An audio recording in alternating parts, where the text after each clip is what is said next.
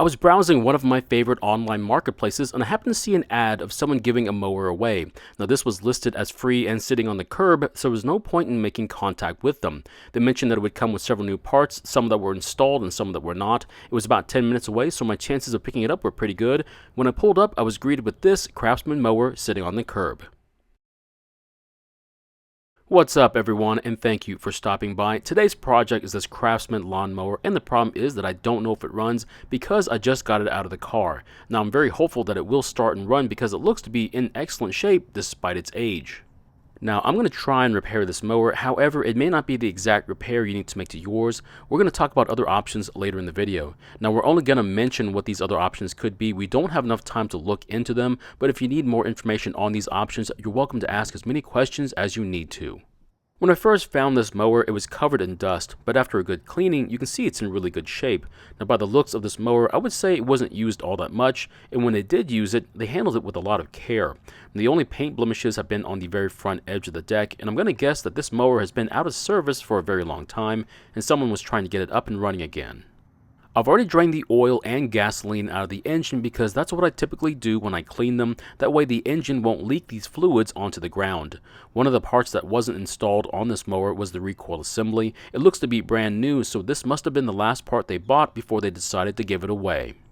Some of the other new parts include the spark plug, the carb, the fuel line, the emissions hose, the air filter, and the ignition coil, which we'll confirm once we take the flywheel off. I don't know where the air filter guard is, so we'll have to replace that part with a spare I have in storage. Another part that I'll have to order is the brake cable. I do have some new ones on hand, however they're a couple of inches too short to work for this mower. Now the handle is really hard to move as well. After taking a look at it, it appears that one of the arms that seats in the handlebar has been damaged. At least that one will be an easy fix because we'll just bend it back into shape.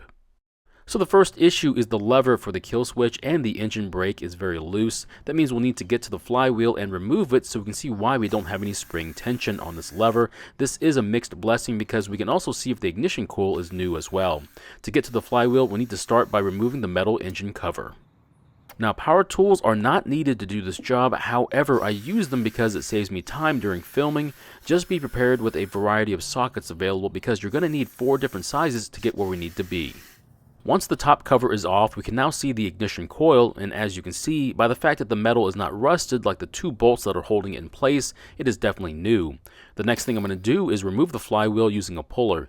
Don't forget to squeeze and tie your brake handle in the down position, but since ours is missing, there's no tension on our brake pad, so I don't have to do this part. If you don't do this part, you run the risk of damaging your brake pad. Once the flywheel is loose, we can now take it off the engine. We're also going to take this opportunity to look at the flywheel key to make sure it's not damaged in any way. The most common problem is a sheared key due to hitting something like a stump or a rock while mowing. Ours is not sheared, so we'll move on to the spring issue. If I move the lever back and forth for the brake, you can see how it works and how it interacts with the on-off switch towards the back of the engine. Now without the spring, it's only making the slightest contact with the switch. However, if I move the lever to its normal resting position, you can see it makes a lot of contact with the switch like it's supposed to. The best part is that the spring is still on the linkage, but it looks like someone's disconnected it from its anchor. Luckily, that means we don't have to buy a new one, and we just need to reconnect it. After that, it should work just fine.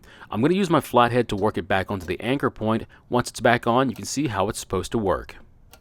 With the top cover off, we can get a good look at the new carburetor as well, but this is when I noticed a few issues. The first issue is that the fuel line isn't seated all the way on the port, and the clamp is not where it's supposed to be either. That's not a big deal, however, this is when I noticed a bigger issue. I don't work on these engines all that much since they don't make them anymore, but I think the linkage for the governor arm is in the wrong location. It's not supposed to be in this location with the larger opening, but on the other side in the smaller opening on the left. The reason is the linkage is connected to the throttle plate, and with it in this configuration, the throttle plate is closed, which means the engine is not going to start. Unfortunately, I just can't remove the linkage and put it in the correct location. We're going to have to remove the carburetor to do that. I'm going to take some advice from a viewer and not remove the intake pipe with the carb, but instead remove the carb only. Even though it is a bit tougher to do because there's not a lot of room, it does somehow seem to be a little less cumbersome. Once the carb is off the engine, you can see that if I move the throttle plate to the position it was in, you can see that it was definitely in the closed position, so it was not going to start. I'll then reinstall it back onto the intake, but this time I'm going to put the governor arm in the correct location, and we should see that the throttle plate is in the open position once it's back on the engine. I would be interested to know if they make a special tool set for taking off the carbs on this engine. Not that you need it, but it would be a lot easier. Now, these bolts don't need a lot of torque, so I could imagine some special steel wrenches being used just in this location. Once it's back on, you can see that the normal position is now in the open position and that the governor arm is going to work to try and close the throttle so it won't over rev the engine like it's supposed to. It's now time to start putting everything back on this engine, but before we install the flywheel, we need to move and hold the brake lever so the flywheel can clear the pad, otherwise you'll break the pad off the arm. If we take a closer look at the pad, you can see that if you don't move it out of the way, it'll hit the outer edge of the flywheel. Now, the pad is designed to make contact with the inside edge of the flywheel, which is where it works to slow down the flywheel when you release the brake handle. For right now, I'm going to use a piece of rope to hold the arm in place, but if your brake cable is still connected, I would just close the brake handle and tie it off there. We can now safely replace the flywheel, the starter cup, and tighten the nut. Now, when tightening the nut for the flywheel, you'll have to put a blade stop or put a block of wood against the blade to keep it from turning. I'm going to take off the rope so we can test to see if the brake is working like it should, and luckily it is. We're now finally ready to put everything back on the mower so we can try and start it. By now, I think you realized I did not take the carburetor apart to inspect it. The reason is that from everything I've seen so far, I'm betting that it's in great shape because it's brand new. If I had to guess, I think someone was in the process of getting this mower back up and running when they finally decided to call it quits and pass it on to the next person. Now, more than likely, I think they just picked up a new mower instead of finishing this project. Nothing wrong with that, except they already spent so much time and money on this one, I don't know if I could just give it away so easily.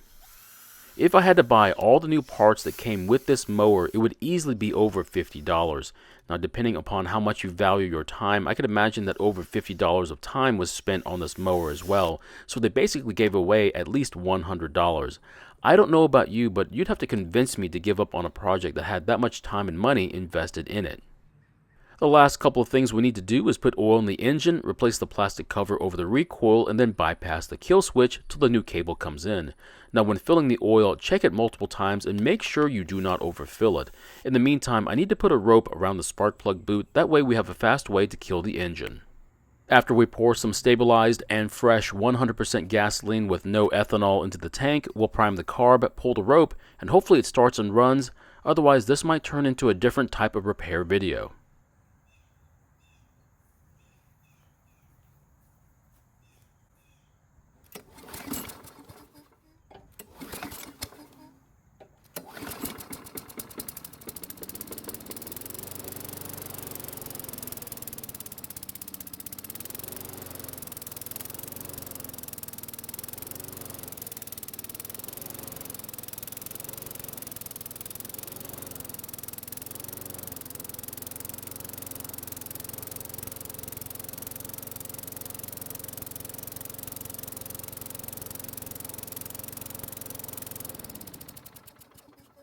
It took a couple of pulls, but it finally started. It was surging a little bit at the beginning, but it went away after a few seconds. Now, I don't think gasoline's been through this carb for a while, so it just needed a minute before it started to work like it should, but at least we know that it starts and runs on its own.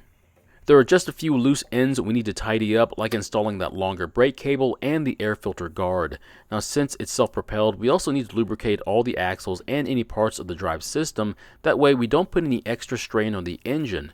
Now, I don't remember if the blade needs to be sharpened, but we can do that anytime before the next mowing season. So another option as to why this mower was given away is that they finally went all electric. I don't blame them. I've been wanting to go battery powered for a while. Then I remembered that you have to maintain the batteries, and maintenance is something that most people forget to do with even their gasoline powered equipment. So in the end, the batteries will degrade and you'll need to buy another battery, which will cost as much as 25 to 45% of a new machine. I do feel bad for the person who gave this mower away, but not because of the money they lost, but the time they invested. At least I was able to pick up where they left off and got it running again. So my question is, if you started a project, would you be willing to give up on it with 75% of it already completed? Personally, I don't think so because sometimes I can be pretty stubborn. Thank you for watching. I really do appreciate your time here. Please feel free to ask me any questions, and I hope to see you in the next video.